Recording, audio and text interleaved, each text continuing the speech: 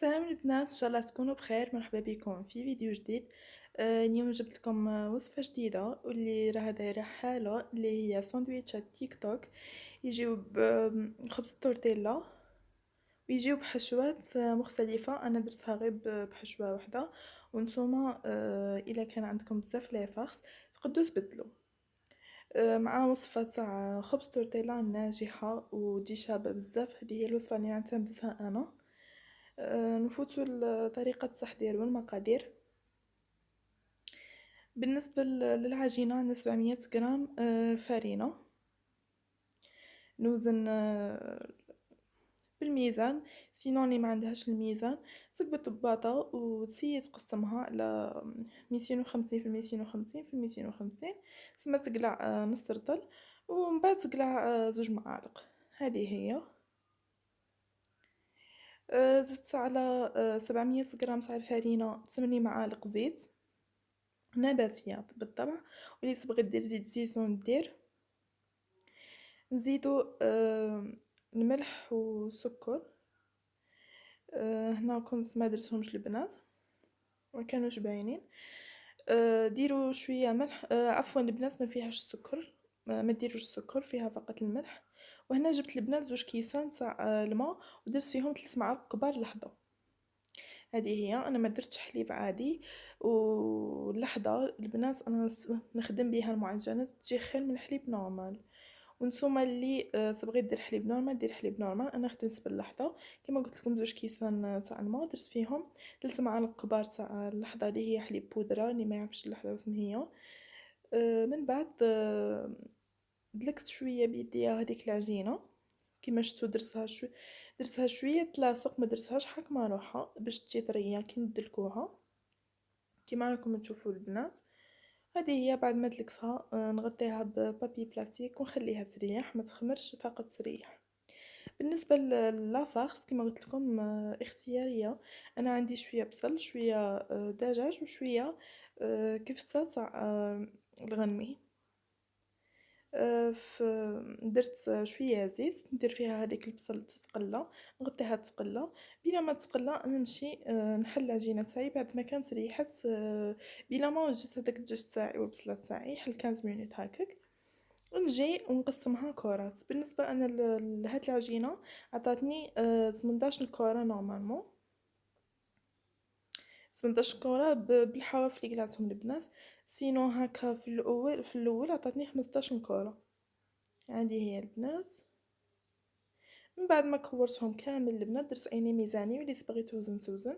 جبت بلاط تاعي رشيتها بالفانيله ونحطهم فيهم، نحطه فيهم يريحوا بهذا الشكل البنات. نغطيهم بابي بلاستيك ونزيد سربيته من الفوق ونخليهم يريحوا مده نصف ساعه. بالنسبه للافاس وليت بعد ما هذيك البصله شويه دابت البنات زدت عليها هذاك الدجاج. من بعد نزيد الكفته تاعي بعد ما الدجاج يتقلى غايه.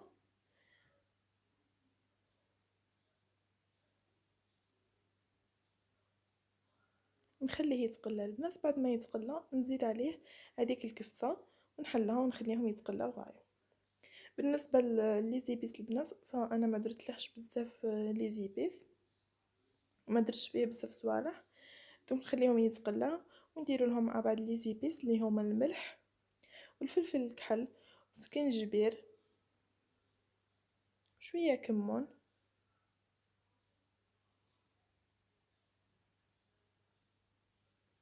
شويه موطارد. هذا ما كان البنات، هذا ما درت فيهم.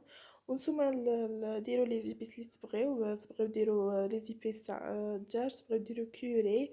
المهم شيء اختياري. انا هذا ما درت البنات في لافاس تاعي. بعد ما طيبت لافاس وطيبت لاصوص طوماط البنات اللي نحتاجها، لاصوص طوماط ديروا صوص بيتزا نورمال. جيت نحل العجينه تاعي بعد ما ريحت كيما قلت لكم نصف ساعه. شحال ما خليتوها تريح ساعتكم في الخدمه. هذه هي. وجيت نحلها بيديا. حلوها بالفرينه البنات ماشي بالزيت، اتونسيون تحلوها بزيت تجيكم يابسه بهذا الشكل. هذه هي خبز التورتيلا اللي مع تعمدتها البنات يجي شباب بزاف. من بعد نبقى هكا نحلها بيديا. بالطبع تكونوا دايرين الفرينه من تحت باش تساعدكم هاد العمليه. واللي عندها مقله كبيره طيبها كيما انا هكا في مقله كبيره. سينو انا درت قد المقله تاعي، انا المقله نطيب بالمقله تاع الكريب شويه ثقيله. جبت هذه اللي جاتني قد المقله. سينو نتوما استعملوا اي شكل دائري عندكم قد المقله تاعكم. هذه هي البنات. قصيت الخبزه تاعي ونديرها في المقله طيب. بالنسبه للطياب البنات ما يديش ميم با دقيقه، فين تحطوها تشوفوا هذاك البواغ تعاود تقلبوها هذا ما كان، وديريكت ديروها في بابي بلاستيك، في كيس بلاستيكي كما راكم تشوفوا البنات. ديريكت نقلبها بعد ما شفت هذوك البواوق بهذا الشكل، ونديرها في كيس بلاستيكي. نزيد معاكم وحده البنات نحلها بالوراق، ندير الفانينه بالطبع من تحت عفوا، ونحلها بالوراق.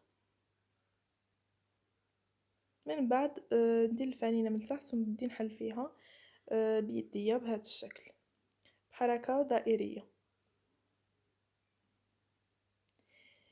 نطبعها كيما قلت لكم بهذيك البسينه تاعي ونديرها طيب. طيب كيما قلت لكم البنات ما طيبش بزاف، ما تاخذش ما دقيقه. سي قبل ما ديروها في المقله البنات تفضوها هكا شويه من الفانينه، عاد ديروها في المقله تاعكم بهذا الشكل. ومن بعد نزيد نقلبها. درتها في كيس بلاستيكي ونخليهم كل ما نطيب حبه نديرها في كيس بلاستيكي بهذا الشكل. وهنا البنات بعد ما طيبتهم كامل شوفوا كيفاش جا طري وشباب البنات ويجي رقيق. كي تكونوا تحلوا العجينه تاعكم رقوها شويه. هذه هي تطويوها بكل سهوله. شوفوا البنات ما يتكسر ما ينحل ما والو. هذه هي خبز التورتيلا تاعنا. نديرها في كيس بلاستيكي بلا ما نوجد كامل صوالح. هذه هي البنات يجي شباب بزاف، ان شاء الله تجربوه. بالنسبه كيفاش نفرصيو هاد الساندويتشات تاعنا، نحلو هكا خط في الوسط باش نقدو نطويو بهذا الشكل. نجيبو فروماج، نجيبو لافارس تاعنا شويه فريت وشويه لاصوص طوماط. سينو نتوما البنات تقدروا ديروا الحشو اللي بغيتو، تقدروا ديروا صوص بلانش، ديروا لي فروماج بكل انواعهم، ديروا طوماطيش سلطه خيار. المهم البنات الحاجه اللي تكون عندكم بولي فومي دانت فومي، الحاجه اللي تكون عندكم ديروها. انا كان عندي مسفرين هاد الصوالح فدرت هاد الصوالح، يعني فقط الفكره بهذا الشكل البنات. نزيد معكم وحده باش تفهموا طريقه التشكيل غايه.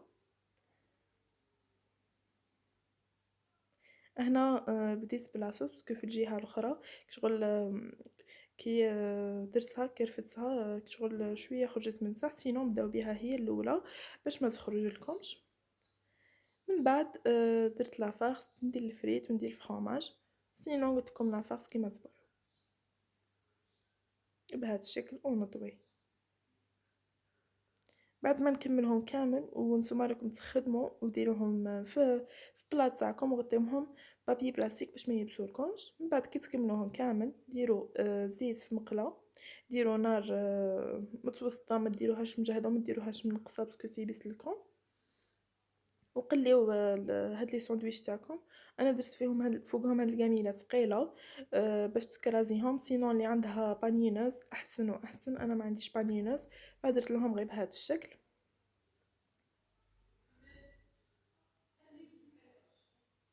هادو هما لي ساندويتش تاعنا، ان شاء الله يكون عجبوكم. نحل معاكم وحده تشوفوها كيفاش جات. تجي خفيفه البنات وطريه، ان شاء الله تجربوها ويعجبوكم. وتجي كل طبقه فيها لافاس تاعها، وحده فيها لاصوص، وحده فرomاج، وحده فريت، وحده لافاس اللي خدمناها. يجيو شابين ان شاء الله تجربوهم البنات. هادو هما لي ساندويتش تاعنا، ان شاء الله يكونوا عجبوكم، ان شاء الله تكون عجبتكم وصفه اليوم. ما تنساونيش بلي زابوني تاعكم ولي جام تاعكم، ومع السلامه.